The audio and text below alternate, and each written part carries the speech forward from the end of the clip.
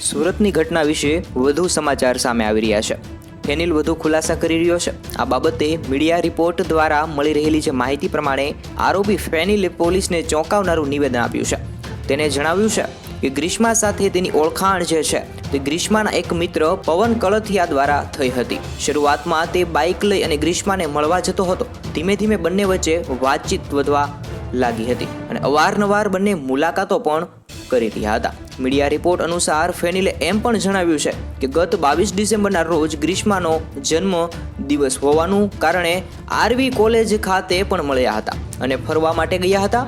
તેને એમ પણ જણાવ્યું છે કે 1 વર્ષ પહેલા ગ્રીષ્માનો ફોન તૂટી જવાના કારણે તેને નવો ફોન પણ મેં લઈ દીધો હતો। જૂનો ફોન રિપેર થતાં તેના મામાના હાથમાં આવી ગયો અને અંદર રહેલા ફોટોથી બંનેના સંબંધોની જાણ તેના મામાને થઈ ગઈ હતી અને આ વાત ગ્રીષ્માએ તેના ફેમિલીને પણ જણાવી દીધી હતી। જેના બાદ ગ્રીષ્માએ ફેમિલીને વાત ના કરવાનું જણાવ્યું હતું અને સામેથી જ મેસેજ કરવાનું જણાવ્યું હતું। જેના બાદ ગ્રીષ્માના મામા અને કાકાએ ફેનિલને અમરોલીથી જેઝેડ કોલેજ પાસે બોલાવ્યો હતો, જ્યાં ગ્રીષ્મા સાથે તેના મામા અને કાકા પણ ત્યાં હાજર હતા। ગ્રીષ્માના કાકા અને મામાએ ફેનિલને ધમકી આપતા કહ્યું કે લફરું હોય તો મૂકી દેજે, નહીં તો તારો વારો પડી જશે। જેના બાદ ફેનિલે કહ્યું હતું કે આ ગ્રીષ્મા વચ્ચે મારો પ્રેમ સંબંધ છે તો અમારા લગ્ન કરાવી આપો।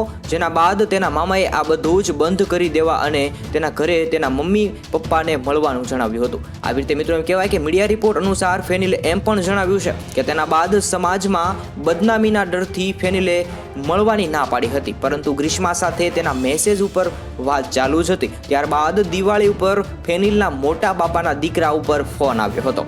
ફેનિલ ગ્રીષ્માને હેરાન કરી રહ્યો હતો અને ગ્રીષ્માના મામાએ તેની હીરાબાગ સર્કલ પાસે બોલાવ્યો હતો। જેના બાદ ફેનિલ અને તેના મોટા બાપાએ દીકરો બંને હીરાબાગ સર્કલ પાસે આવ્યા હતા, જ્યાં ગ્રીષ્માના મામાએ ફેનિલનો ફોન લઈ અને ફોટા અને મેસેજ પણ ડિલીટ કરી દીધા હતા। જેના બાદ ફેનિલે એમ પણ જણાવ્યું હતું કે તેના ઘરે એક દિવસ રાત્રે 5 થી 7 માણસો ગાડી લઈને આવ્યા હતા અને ફેનિલ છે તેને એમ પણ કહીને લાફો પણ માર્યો કે જેના બાદ ફેનિલે પણ સામે લાફો માર્યો હતો અને તે લોકોએ ફેનિલના માતા પિતાને પણ માર માર્યો હતો। આ ઘટના બાદ ફેનિલે ગ્રીષ્મા સાથે વાતચીત પણ બંધ કરી દીધી હતી। ત્યારબાદ હત્યા કરી હોવાનું પોલીસ સમક્ષ આ યુવકે કબૂલ્યું છે। આવી રીતે એટલા અત્યારે સમાચાર મળી રહ્યા છે। નવા સમાચાર માટે જોડાયેલા રહો જેડી ન્યૂઝ યુટ્યુબ ચેનલ પર અને અવશ્ય જેડી ન્યૂઝ યુટ્યુબ ચેનલને સબસ્ક્રાઇબ ના કરી હોય તો સબસ્ક્રાઇબ કરી નાખજો।